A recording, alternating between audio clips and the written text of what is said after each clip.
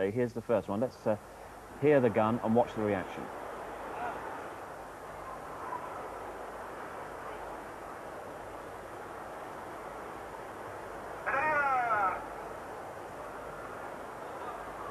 Remember that it's Hingsen in lane 1.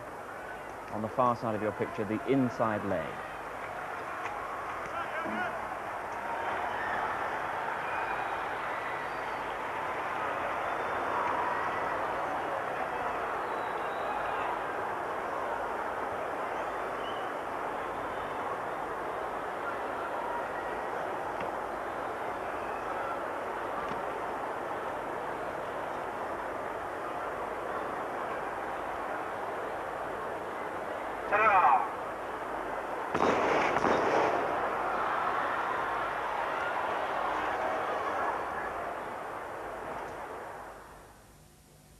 Well, that was absolutely no doubt about that, and he had the smile on his face which acknowledged that this was down to him.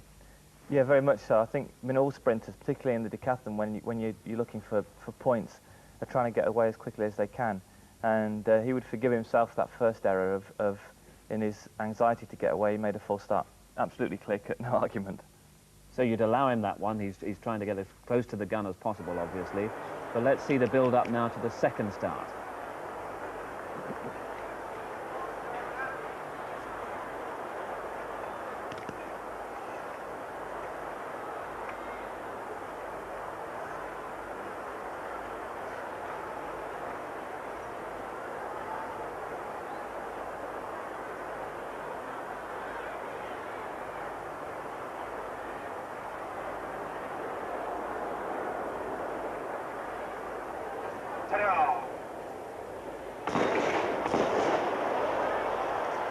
And once again, Dave, very convincingly, Hingsen. Yep, no argument whatsoever about that.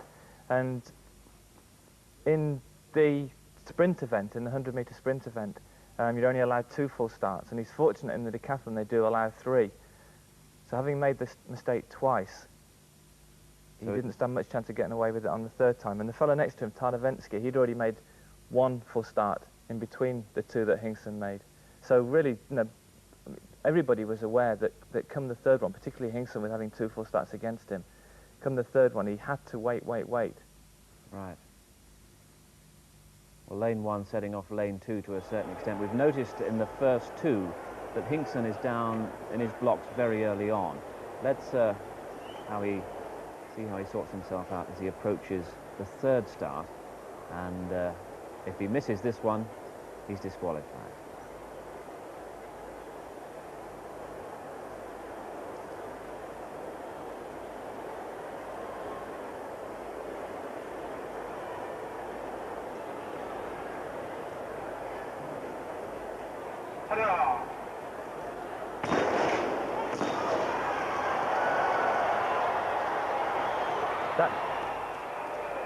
It doesn't look like a full start, but as I said, they have got the electric timing and the way the machine is set up that is determined not by the eye of the starter, but by the system that's used.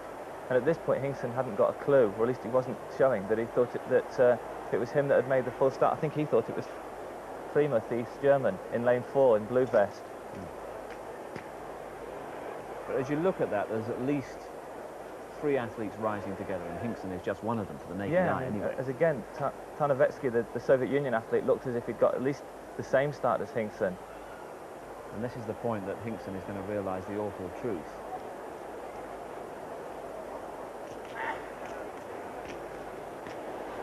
Now the third light, the one in the middle, which is the killer one, that goes on, and at this point Hingsen's told.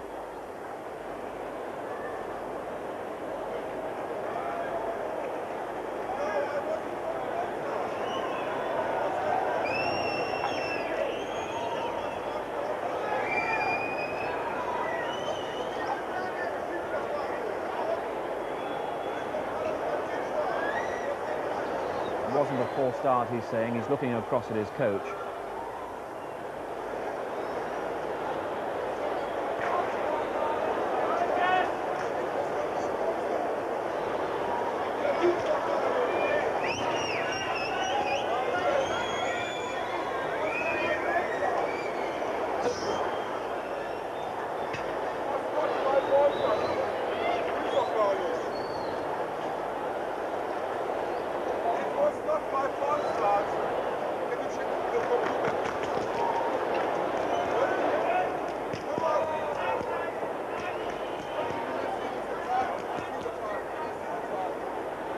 almost sense a kind of panic setting in now for Hingsen. It's not my false start, it's not my false start, he keeps saying, and you have to have a lot of sympathy with him. You do. What he's calling for now is the reaction time, which is tabulated on that bit of paper that we see soon, and that's reaction time to the gun, the time it took between the gun going and him putting pressure against the block to drive away. And that's the thing that determines whether or not you've done a full start. And as I said before, it isn't the starter's decision. Normally we associate the starter makes that decision. But in this instance, at major championships, be it Ben Johnson or Jurgen Hingsen, it's all electronically, it works electronically. And that's what he's actually looking for, that tape that determines the time it took for him to react. And any appeal will be based on that tape. And really, I would have thought the only chance that Hingsen stands is that if, in fact, the mechanism was faulty, because presumably at this point they would look at the tape and see that, in fact, it was a full start. But they would also see, surely, that it was mighty close between Hingsen and a lot of the other runners. Well, is there any room for discretion in something like this, bearing in mind that it's a decathlon after all? Yeah, as far as I know, there is no room for manoeuvre. The discretion or the manoeuvre is given in allowing 3 full starts as opposed to 2. And there is a dividing line, whatever that is. If he's inside that, then they have no choice. In fact, I think if it was the old system of the starter's discretion, then he would have got away with it. Oh, sure. I think there's no doubt that a starter would not have picked that up. But once the little buzzer goes, which it would have done, the starter would have no choice but to sound the gun. And it's left in the hands of the computer then, and it's an argument between Hingsen and the computer at the moment. But it is a tragedy for him. I mean, it's bad enough in the pole vault. You've got the certain disciplines, certain events where it's where you panic a little bit. The pole vault particularly, quite a number of people have come unstuck and had 3 failures there. But I've never known of anybody be eliminated this way in a decathlon, and certainly not a fella of Hingsen's ability and experience. The other events are perhaps slightly different. I mean, all he really had to do on the 3rd start is just to wait. Cost himself a couple of tenths of a second, maybe, but he would stay in the competition. Oh yeah, I think when he reflects on it, and obviously at the moment he's extremely annoyed and frustrated, and that will last for a long time. But safety has got to come first, and in the final analysis on that 3rd start, the sensible thing, obviously, is to wait that bit longer and get away safely. So, okay, it costs you a tenth of a second. Here's another look at that final one. See who rises just together. Look at the shoulders and the head coming up and see whether we can determine whether it's Hingsen first. Yeah. He began... Yeah, lane 3 is Valenta, the Czech. And again, I mean, it's really difficult to tell that. I'm absolutely certain that the starter would not have called that a full start. It isn't as clear-cut as many starts you see. No. But, as I said before, the advantage or disadvantage, whichever way you look at it, of the electronic system now is that machines have taken over. It does seem a shame that computers have taken over, machines have taken over. Is there such a thing still as the spirit of the competition, and a judge who can sit down and say, well, that thing was so close that we can't separate it, and we will give Hingsen the benefit of the doubt? I think really that the fact that it is electronic actually is an advantage. I mean, certainly in terms of Ben Johnson in the past, it's proven that his start is okay. It's just that he happens to get away very, very quickly.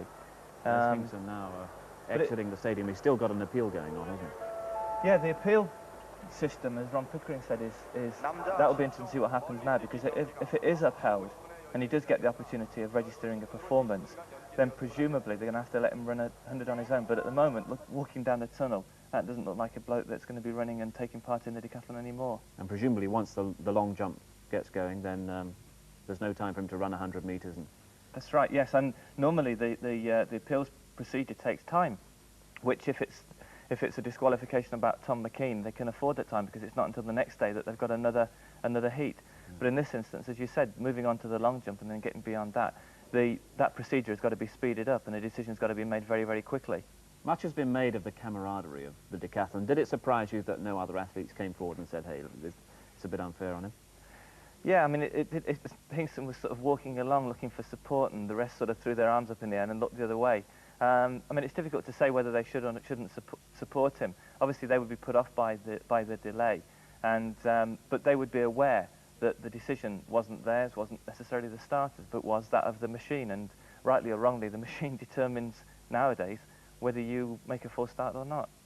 And knowing Daly's attitude, he won't get any satisfaction out of a rival like that being eliminated in that way. Not at all. There is a camaraderie between them, and there's a great rivalry, but at the same time, if Daly wins, he wants to win against the best opposition that can be there, and fair and square. I think if somebody fails in the pole vault, that's slightly different, because that's part of the skill of the event. But to be put out that way. But interestingly enough, Hingsen's still warming up. He's doing a few strides, which is sensible, because if he is put back in, he's going to have to run 100 metres very quickly. Not necessarily, I don't mean in time, but I mean they won't give him a great amount of time to do it, because he's then got to go on to the long jump. I suppose he might be making a few points as well, being out there on the track warming up as well. Yeah, well, I mean, what else do you do? I mean, I guess really he's better off out there doing a few strides than sitting down in the tunnel panicking.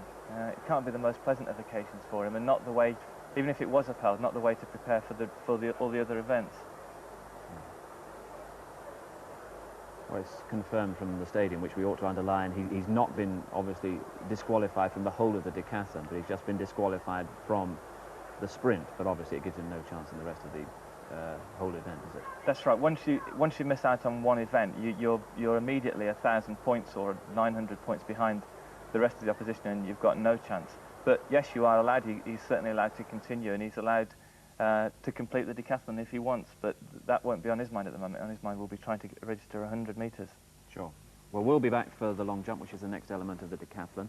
And we now hear that the appeal has been turned down. Hingsen is out of the competition. There's Daly preparing for the next event, the long jump.